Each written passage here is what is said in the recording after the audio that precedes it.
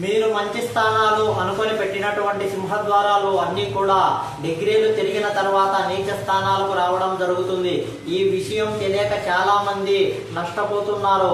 కాబట్టి ఈ వీడియో ద్వారా మీకు మరింత వివరంగా నేను తెలియజేసే ప్రయత్నం చేశాను. ఈ వీడియో నాకు వాస్తు జీవనం అనే ఛానల్లో అందుబాటులో ఉంది. వాస్తు జీవనం అనే యూట్యూబ్ ఛానల్లో మీకు అందుబాటులో ఉంది. ఈ వీడియోను చూసి ఏ విధంగా మీరు నష్టపోతున్నారు, ఉచ్చ స్థానాలు అనుకొని పెట్టినటువంటి ద్వారాలు నీచ స్థానాలుగా ఏ విధంగా మారుతున్నాయి అని మీరు తెలుసుకొని మీరు సరిదిద్దుకుంటారని నేను తెలియజేస్తున్నాను. సింపుల్ గా ఇప్పుడు చెప్పే ప్రయత్నం చేస్తాను. చూడండి,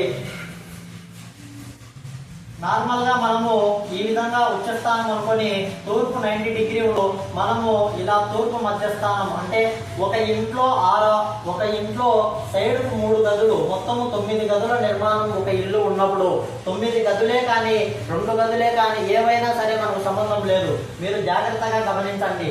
మీ ఇల్లు కరెక్ట్ గా 90 డిగ్రీస్ ఉంటే ఈశాన్యం కానీ ఇలా తూర్పు మధ్యస్థానం కానీ లేదా మనకు దిక్కులు ఏవైనా సరే తూర్పు ఈశాన్యం కానీ ఉత్తర ఈశాన్యం కానీ అదేవిధంగా పడమర వాయువ్యం కానీ అదేవిధంగా దక్షిణ ఆగ్నేయం కానీ ఈ విధంగా మనం నలువైపులా కూడా ద్వారాలు నిర్ణయం చేసుకోవచ్చు.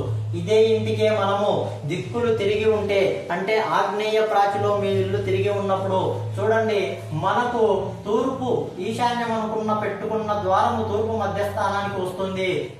అదేవిధంగా ఉత్తర ఈశాన్యం అని పెట్టుకున్నటువంటి ద్వారము తూర్పు ఈశాన్యంగా మారుతూ ఉంది.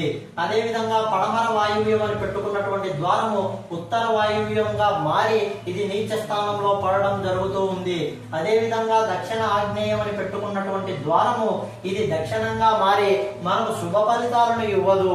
కాబట్టి ఈ విధంగా ద్వార నియమాలు ఇల్లు డిగ్రీలు తిరిగిన తర్వాత అంటే మనము బాహ్య ద్వారాలే కాదు, ఇంటి లోపల గదుల నిర్మాణాలకు గల ద్వారాలు కూడా డిగ్రీలు తిరిగిన తర్వాత 1-2 తూర్లు ఆలోచన చేసి పెట్టుకోకపోతే మనకు నష్టాలే ఎదురవుతాయి తప్ప ఎలాంటి శుభ పరిణామాలు ఉండవని నేను తెలియజేస్తున్నాను.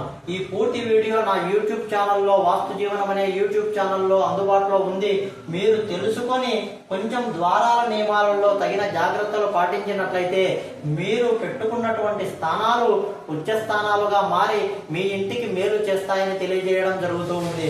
కాబట్టి చాలా జాగ్రత్తగా మీరు ద్వార నియమాలు చేసుకోవాల్సి ఉంటుంది. 1-2 తూర్లు ఆలోచన చేయండి అని నేను తెలియజేయడం జరుగుతూ ఉంది. ఖచ్చితంగా ఈ వీడియో మీకు నచ్చితే స్వామి వెంకటేష్ వాస్తు జీవనం వాస్తు మరియు ఆస్ట్రాలజీ. నమస్కారం.